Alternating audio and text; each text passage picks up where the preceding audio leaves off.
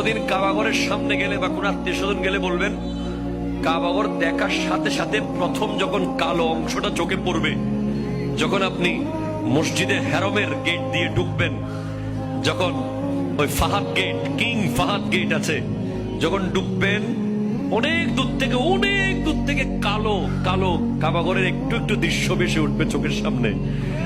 তখন দোয়াটা করবেন, কি দোয়া করবেন কয়টা? যখন কয়টা? একটা দোয়াই কবুল হবে দেখার সাথে সাথে। কাবা ঘর দেখার সাথে সাথে প্রথম যে দোয়াটা করবেন ওটা কবুল করবেন কে? এখন শিখে নেন, অনেক মানুষ জানেন না হিকমত।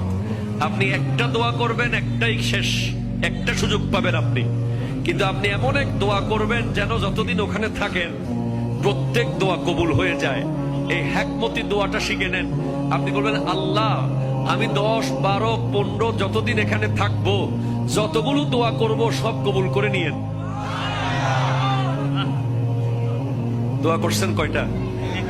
পাবেন কয়টা?